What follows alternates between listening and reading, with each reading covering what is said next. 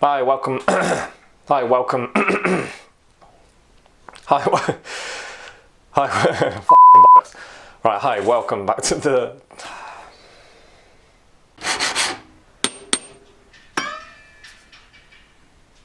Hi, welcome back to the Diamond Map channel, or if you're new to me, thank you very much for clicking on this video. I'm Chris Bilton, I'm a jeweller from the UK. I have over 20 years experience making high-end, bespoke, handmade, shiny things, and then I quit my job and moved to Japan, so now I'm here making jewellery making instructional videos instead. So yeah, welcome, and I hope you find something on the channel useful. Today is a video I've been meaning to redo for quite a long time. I did do a video on this, but people were a bit concerned about health risks involved, so I just deleted the video and I thought I'll redo it because there's some extra things I should have been saying in the last video which I hadn't considered, so apologies. And I am using this stuff in, I think it was the wire, how to make a wire collet video. I'm using it, and then a few people have messaged me recently asking if they can see the video which I deleted again, and I can't find it. So I did say I would send it to them privately, and apologies if that was you. I can't find the file, so I'll just get on with it. I need to redo the video basically, so here it is. So this stuff is not normally used for jewellery, like not at all, and as far as I'm aware, like most jewellers don't know about it, but I've been using it for many years. It's something that was shown to me by another jeweller, and I loved it. It worked really well. It's come in really helpful, and then other jewellers I worked with after that, I've shown it to them and they've all been quite impressed with how useful it is. It's actually better than anything you can buy specifically for jewellery. So it's quite fun that it's not meant to be like that, but it works really well. Yeah, basically, without further ado, ta-da! This is a broken old bit of ceiling tile. Now, where I ended up having to delete the other video, people were concerned this was asbestos, and I totally forgot, to be honest. I totally forgot that asbestos is a very similar looking thing, and it used to be used for exactly doing ceiling tiles and stuff like that. And obviously you're probably aware that breathing in asbestos dust and fibres can be really bad for you. Yeah, in the video I had said, like, you can just find an old ceiling tile somewhere in a warehouse and just use that, but that was a bit bad advice, because old ceiling tiles may be quite harmful to your health. So yeah, if you get a new one, and when I say new, like anything from what I saw online, I did a little bit of research on it. I think the mid-90s, like in the UK this is, in the mid-90s you literally can't get it anymore. It's all just manufacturing, using it, it's all banned. However, saying that, as someone who moved around London many times over like 12 years, I think I lived there, you see asbestos everywhere. The houses are quite commonly these big Victorian houses. Every like little, the place I'm thinking of in Newington Green where I lived, you'd open the little cupboard on the wall for the gas meter, electronic meter. There's just like spray asbestos everywhere. I used to just kind of laugh at it and think that's supposed to be banned and taken out. But yeah, like any old building, I'm sure you can find asbestos. I'm sure it's everywhere in London. I saw it in multiple properties I lived at.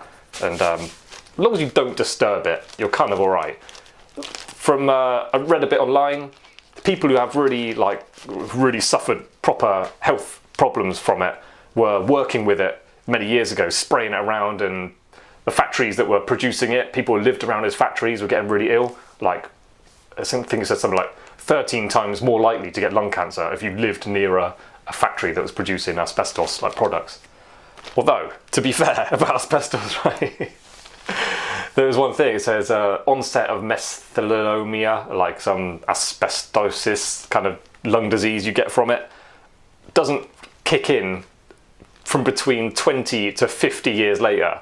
So I kind of like, I know I shouldn't laugh, but it made me laugh a little bit, because you're like, I just imagine like some guys just binge drinking, eating junk food, just being lazy, smoking, and then like when they like get in their 70s, they get a like sudden like health problem. And they're like, that's a bloody asbestos that was. So yeah, quite, I shouldn't really joke about it, but it's obviously proven to be really bad for your health. So you shouldn't muck about with it, but at the same time, it doesn't kill you for 50 years. So we worried about. Okay, cool. So let me show you how I use it. This is an old pot I had. This like silver polishing wad pot, and it's all like cracked and crappy. Dries out really quick. It's not really airtight anymore. So I've upgraded my pot to, you know, those earbud cleaners. Americans call them Q-tips, I think. This is a pot for that, so it does close up quite well, really tight. I guess because they've got to be kept clean. The actual pots are actually quite good. So I'm going to upgrade my pot to that, a little bit bigger. And obviously I can see how much is in there rather than it being hidden away in that one. So I think this is going to be good to use it. Now, although you may be confident that your ceiling tile is not asbestos, it's still a bit dusty, so don't breathe in the dust. Like any dust, don't breathe it in. So I've got my chunk, I just break it into kind of small bits.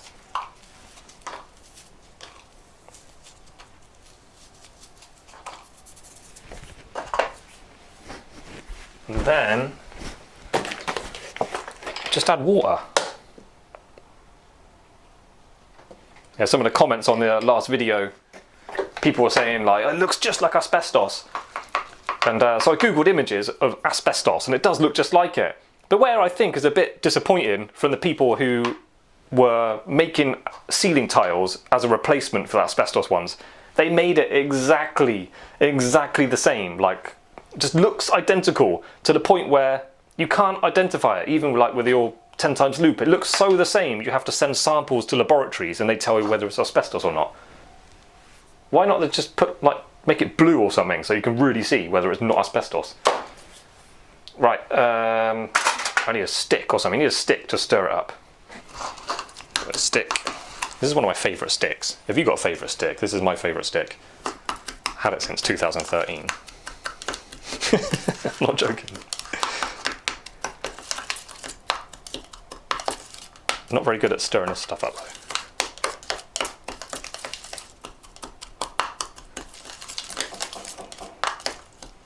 Okay, that might be enough. Looks very different once you used it a few times, but yeah, basically that. Okay, so I've got, I don't like getting this stuff, because it leaves a kind of dusty finish, I don't like getting it on my charcoal block, so I will use it on that. Let me sweep that clean quickly. Okay, just swept that in the bin. I use my big fat tweezers, obviously just get it on there however it suits you. And this is brand new. I think it improves its usability as you've used it a few times. So that's like a soft kind of paste, yeah. If what have I got? Right, okay, say I was soldering on this collet. Say all 4 claws were on with easy solder and I had to touch up the solder, but I was a bit scared of them moving. I would put that in there. Make sure we're all nice and tight in there.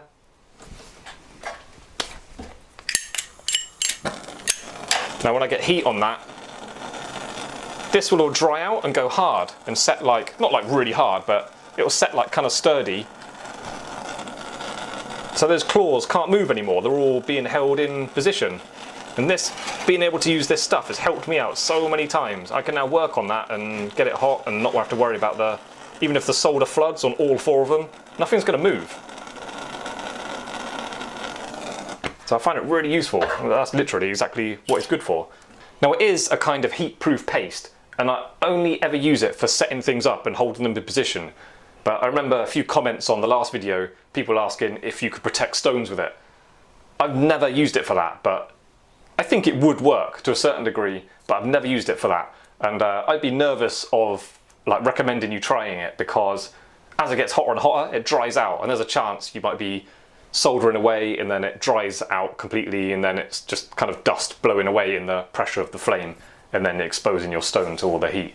So I don't think it's very good for protecting stones from heat, but it's very, very good for holding things in position. And then check this out. So you successfully repaired or fixed that or whatever you needed to do. Then I would get a knife, just pick it up, and just put it back in your pot. I put the lid on, give it a shake, ready for next time. I'll just show you my old pot, I'll just show you what the old stuff is like. That's all dried out now, so I would just add a little bit of water, a little bit. If you add too much, it's going to come out more like liquid rather than paste. It's not the end of the world, you just put your blowtorch on it and dry it out a little bit. And yeah, there you go. So I would put that on there. Got to scrape this out. Oh, this is much more usable. Let me show you this. I'll show you this one properly. So this is much more experienced. Like, comes out like that, like a dirty browny grey blob. There you go. And then I would plonk my collar in, or whatever you got in there. Holds that in position. So there you go, that's set in there really nicely. This is a much nicer paste because it's more worn in and more used.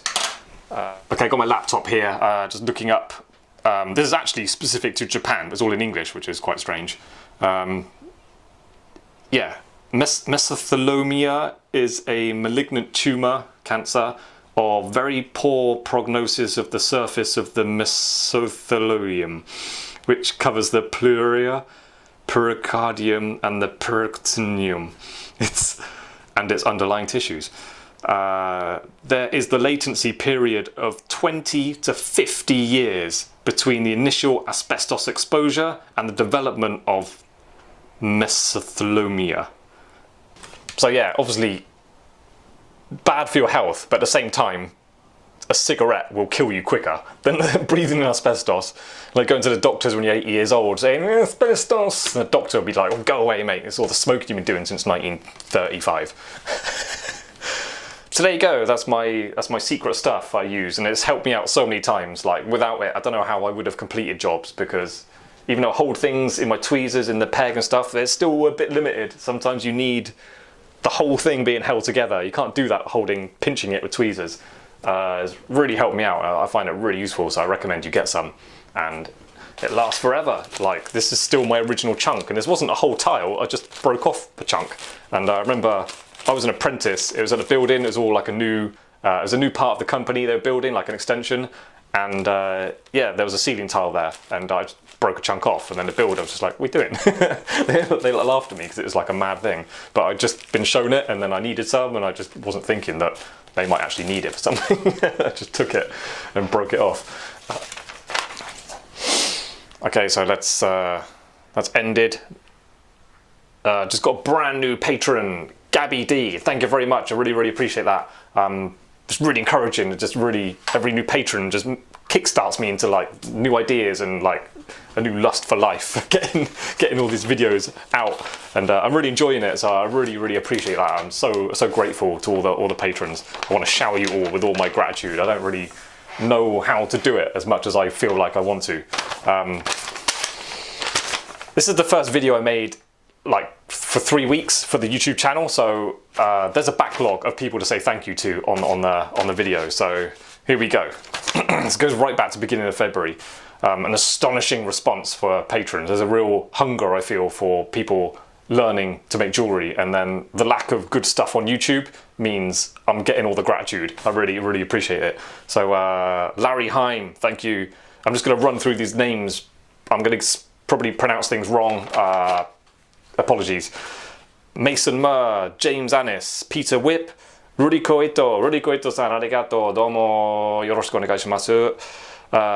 Marie Badlam, Rob Morgan, so I can't read my writing, Rachel Hearn, Rebecca, we've got Maria Disa, Rolly Doll, Louis, Patrick Brennan, Kathy Bradbury, Matthew Tillman, Anton George, Bernd, Andy Charlick, Charles Christian, Eric Nelson, Engi Allah,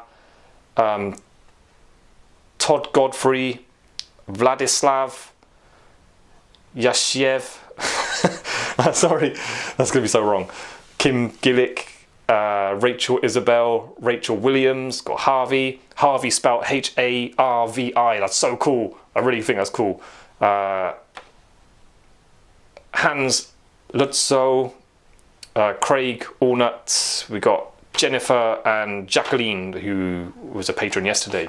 Yeah, thank you so much, guys. I really, really appreciate that. It's amazing that I'm able to do this. Like, living in Japan, like earning money is really difficult. I basically failed at trying to sell things online and keep my head above water, so that's why I ended up getting a job in a supermarket. But doing that part-time, I've learned to enjoy that, actually. It's kind of actually been really good for my life here, working there. And then doing this in the afternoons, it's actually a fun life. I was working hard, but it's kind of fun. The challenge of it is really good. So now I have this Patreon account and people are giving me money, really encouraging me to do more of this and really take it more seriously. So they're sending me money through appreciation of me making my videos, but they're actually giving me so much more energy to improve myself. So I feel like I'm just win-win all the way for me. But at the same time, it all comes from just giving to other people. So as I say, I think Gandhi's quote was, the best way to find yourself is to lose yourself in service to others. And it does appear to be coming true. Like I just think about what other people would want to learn about, or what I can share the best, and do that. And it's fun, and people are appreciating it, I think. So yeah, thank you very much, guys. Really, really grateful. If you're still with me watching this video, like, thank you. I know I waffle on a lot at the ends. And anyway, yeah, come back for more. And why not hit like and subscribe and hit that notification bell? Why not? See you next time. Bye.